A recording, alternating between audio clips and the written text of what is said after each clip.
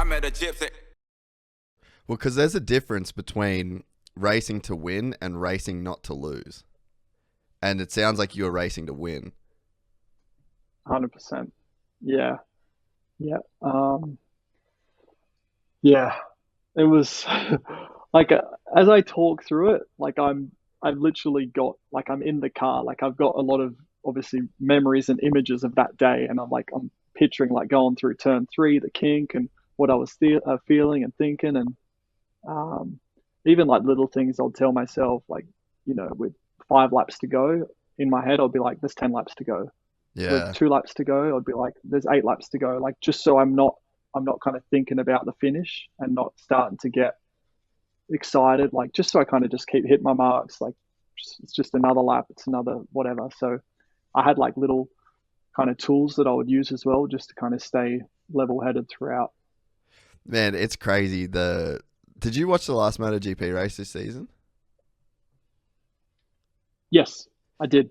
So you Yeah. see when Rossi pulls off the track, and then like Suzuki had like a big sort of coat of arms for him, and then like he literally didn't even have to put his bike on a stand, like he just got swamped that much. And then that's those moments. And I mean, it was kind of the same for you winning at Monza. Like there's just these moments where what the fuck is reality at that point? Like you're just sitting in a room right now by yourself for 2 weeks, like quarantine. It's like as flatline as like reality could possibly be.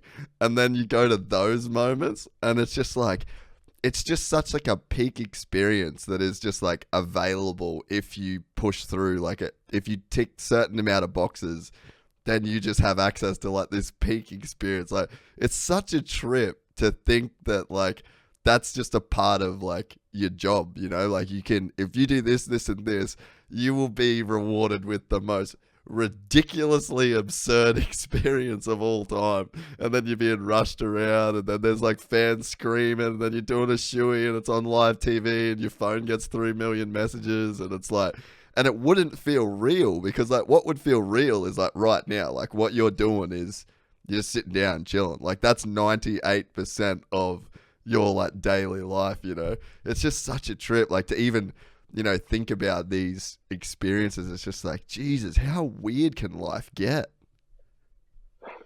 When you put it like that, and I guess articulate it in that way, it's yeah, it's wild. Um, I mean, like I can definitely relate to this being normal and that high of victory being kind of surreal. Where yeah, like I was.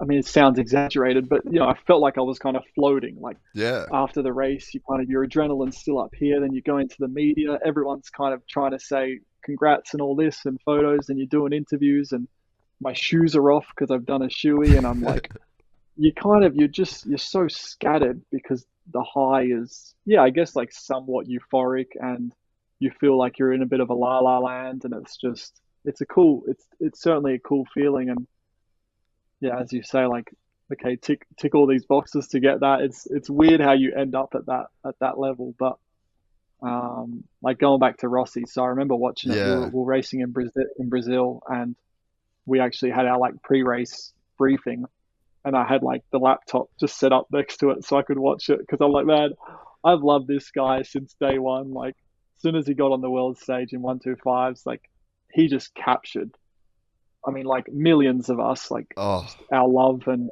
admiration. So I was like close to tearing up, when you described that end of the race and those scenes. I was just like, man, this is someone who's really, yeah, just changed that sport. He turned MotoGP into, something that is, fuck, my English isn't good right now. Like, it's not, pop culture's not the word, but like he yeah, put it yeah, on the map. yeah. Like where people from the outside world can, learn to love it. Um, and yeah, he always went about it in a way which was obviously very authentic, and he's he did it also. What was so powerful is like he fucked with guys by being him, Yeah. and that's where it's like a double fuck where you're like, Man, he's doing it effortlessly as well. Yeah, yeah. If you enjoyed this content, please like and subscribe. And to listen to the full 3-hour podcast, search Gypsy Tales in your favorite podcast platform or click the link in the description below. Gypsy Gang.